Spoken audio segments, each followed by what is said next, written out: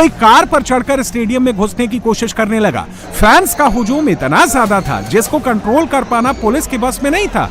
इसी दौरान कुछ फैंस पेड़ पर चढ़कर स्टेडियम में घुसने लगे, कुछ दीवार फांदकर स्टेडियम में घुसने की कोशिश करने लगे, कुछ लोग स्टेडियम के गेट के अंदर घुसने के लिए धक्का मुक्की करने लगे। पुलिस को लाठियां चलानी पड़ी, भीड़ को तितर बितर करना पड़ा, लेकिन जितनी भीड़ थी उस हिसाब से पुलिस की तैयारी बहुत कम थी। भीड़ को कंट्रोल करना मुश्किल हो रहा था। इसके बाद भीड़ का दबाव बढ़ा तो भगदड़ मच गई।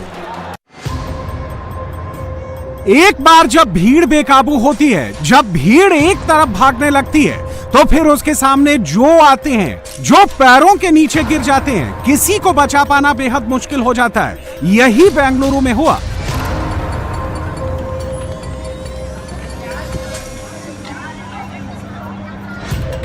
फैंस घंटों से आरसीबी टीम का इंतजार कर रहे थे, अपने फेवरेट प्लेयर्स का इंतजार कर रहे थे, लेकिन जब भगदड़ मची तो यह इंतजार मातम में बदल गया।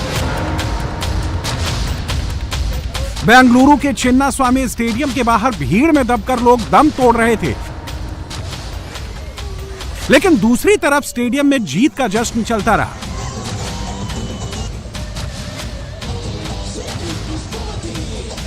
चिन्नास्वामी स्टेडियम में चीफ मिनिस्टर विराट कोहली की टीम के साथ फोटो खिंचवाते रहे और 100 मीटर की दूरी पर विराट के फैंस एक दूसरे पर गिरते रहे। स्टेडियम के अंदर डिप्टी चीफ मिनिस्टर आरसीबी के प्लेयर्स के साथ आईपीएल का कप उठाकर रील बनवाते रहे। अंदर मुख्यमंत्री, उप मुख्यमंत्री बैठे हुए थे और बाहर परेशान भीड़ एम्बुलेंस की कमी के कारण घायल लोगों को कंधों पर उठाकर अस्पताल पहुंचा रही थी।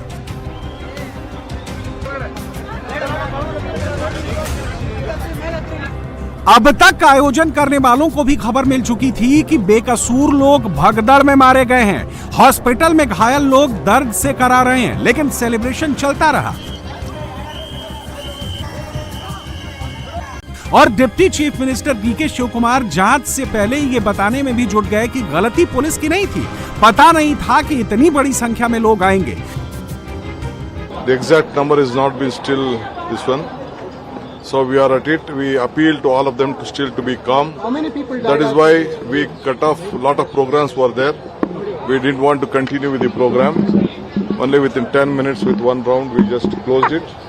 And we appeal even in the metros, whatever the metros has been jammed. We are not able to start. We are taking a little bit time to see that everything comes to the normal position. I don't blame my police department. They have done their best. जबकि किसी राज्य में कहां कितनी भीड़ आएगी इसका अंदाजा लगाना पुलिस का ही काम होता है। जिस तरह से मंगलवार की रात आईपीएल में आरसीबी की जीत के बाद बेंगलुरु की सड़कों पर लोगों का हुजूम उतरा था, उसके बाद ये उम्मीद तो सभी कर रहे थे कि जब आरसीबी की टीम आएगी तो फैंस कितनी बड़ी संख्या में आएंगे। State government has to take complete responsibility on this tragedy. When entire nation was celebrating and entire Karnataka was celebrating RCB's victory, without any proper preparedness, state government's urgency to organize victory rally is the cause for this big tragedy. And state government never bothered about preparedness. I just spoke to one of the victims. No police was there inside. Ambulance facility was not there. And they themselves were rushed to the hospital, to the Boring Hospital now. So I demand Chief Minister to take up the responsibility and he should refer the matter for the judicial inquiry. जब team airport पर उतरी तो जितने लोग आए उससे ही police को तैयारी कर लेनी चाहिए थी। लेकिन अब तो सीएम सिद्धरमैया ज्यादा भीड़ वाला ही स्टेटमेंट दे रहे हैं। कह रहे हैं कि स्टेडियम के बाहर 3 लाख लोग जमा थे, हमें इतनी भीड़ की उम्मीद नहीं थी, हम इसके लिए तैयार नहीं थे। There are small gates. The people entered through the gates. They have broken the gates. They have broken the gates also. So stampede has taken place. Nobody has expected. so much of crowd will come because the capacity of the stadium is only 35,000 people. Only 35,000 seats are there. But 2 to 3 lakh people